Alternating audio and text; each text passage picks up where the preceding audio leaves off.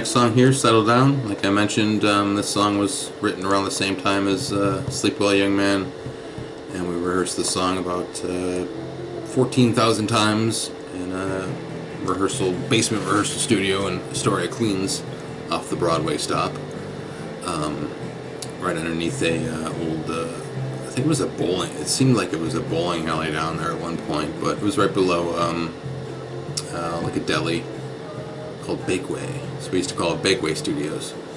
I don't think that was what it was called, but yeah, this was one of the other songs that we wrote on in that I brought into the mix when we were rehearsing there.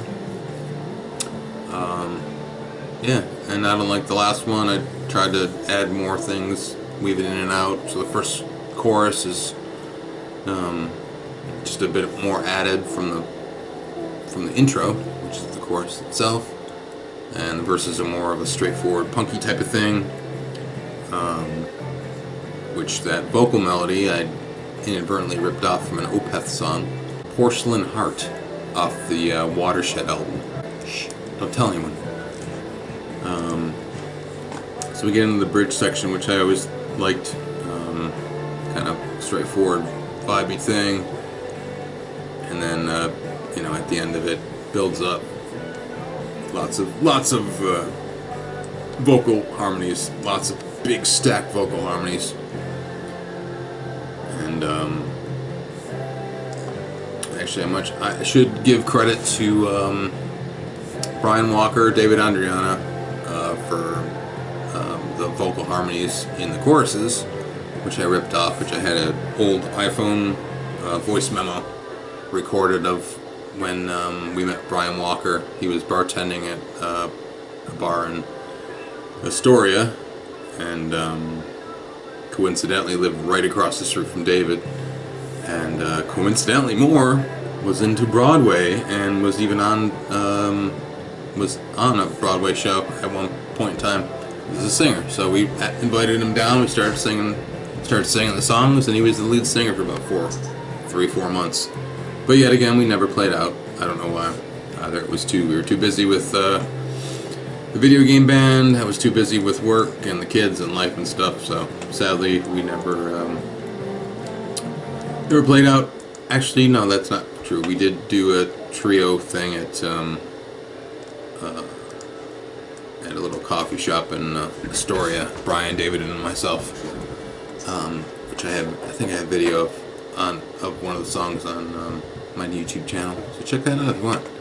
The link will be right here or here.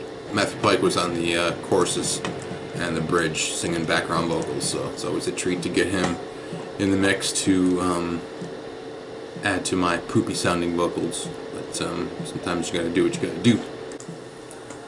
So yeah, next song up is Vanity, and this is yet another old song of mine, which was written in 2006 with my good friend Stephen Paone, who at the time was living in New York for about 2-3 years at that point, and I had just moved to Manhattan, and we started jamming, started writing some tunes, and this was probably the third or fourth song we got to work on together, and a loft bed in our apartment on West 23rd Street in Manhattan, right overlooking Madison Square Park. So underneath the loft bed, I had a makeshift studio with a table and keyboard and my little Fostex digital recorder, and there we would get together every Friday night. I'd get out of work, and we'd meet up, get dinner, and go back to my place and record tunes, work on music, and that was about 5 or 6 months we spent just casually putting together new songs, and before you knew it, we had a whole album together. So and then one thing led to another. I found out we were gonna get pregnant with our first kid, and I think Steve was fixing to get married as well. But again, there's the songs that sat on the shelf for eons. So when I was putting together the collection of tunes for this album, there was always the inkling of me wanting to pull some stuff out of that old catalog So this was the first song I grabbed, and on Forfeit King II, Thought It Through was another song from this period. So I didn't write the lyrics on this, Steven did, and so couldn't really tell you exactly what they're about, but from what I can gather, from what I remember, it was around 2006, so that was back in the MySpace days. So not unlike today, it's still more or less the same, real, one-sided narcissist world we're living in, with everybody's got their phones now and taking pictures of everything they do, and hey, look at me, for fishing for compliments, as I like to say.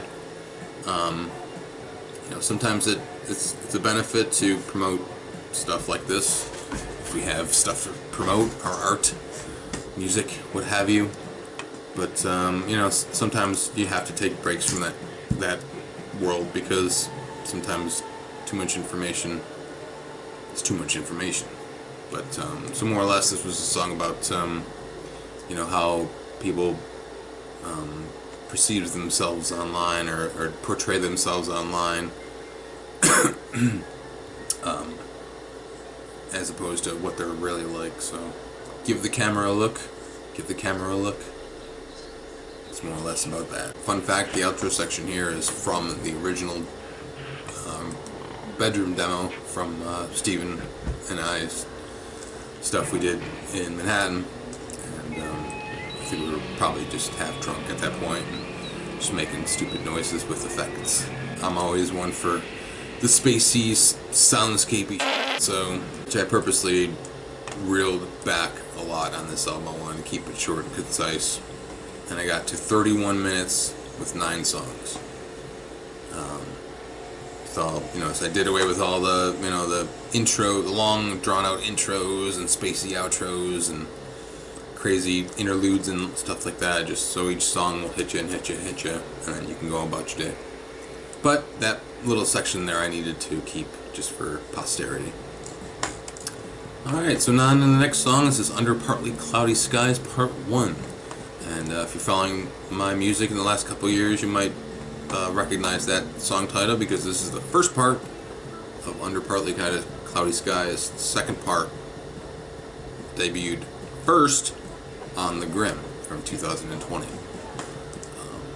This was inspired by the audio sample, which you'll hear at the end of this song, from my daughter. We were sitting around a campfire telling stories, and I don't know where she was getting the story from, if it just came from a video she was watching or just came from her imagination, but it's about being on a mountain, and she meets a zombie, skeleton, and ghosts, and a big dragon came and blowed some fire out, blah blah blah. So I incorporated that into my story and made it into to relate to me, and or say a man confronted by his own inner demons and all that. So be it ego, fear, existential questions. So he's confronted by a zombie, skeleton, and a ghost, kind of, in my head, that's, past, present, and future. So this is one of the songs that I went full bore on the vocal harmonies too, as you'll hear. There's a lot of thick harmonies going on. Usually when I do those big stacked vocals, it's usually about 4 parts per note. So at any given time you could be hearing 12 plus of me. So I wanted to get that big chorus sound, like a big Broadway musical sometimes. But yeah, this one was real straightforward. I think it came from a riff I had on my iPhone, and just that groove reminded me like The Deer Hunter or something like that. I think I'm in open C in this song, so a lot of those chord structures, just my fingers will automatically go to, regular minor chords to some other inversion. If you've never played in open C, you should. There's a lot of possibilities in there. In this outro section, I always liked, I don't know if it stemmed from when I put it into my Logic session, if I was messing around on the keyboard, or I had the riff on another file, guitar, but I like it very Pantera-esque. Yeah, so we get to the outro here, and like I mentioned, the story for my daughter is in full form here, and I add some sound effects from crickets and stuff, like around a campfire, which we actually were. But yeah, so this was part one of Under Partly Cloudy Skies. So if you listen to this one and then go directly into part two, they'll transition right into one another. So kind of. And eventually I'll get into part three in some future hope. It's plain to see how the story ends. Hey guys, thanks for watching the video. Hope you enjoyed it. Be sure to subscribe to my channel here.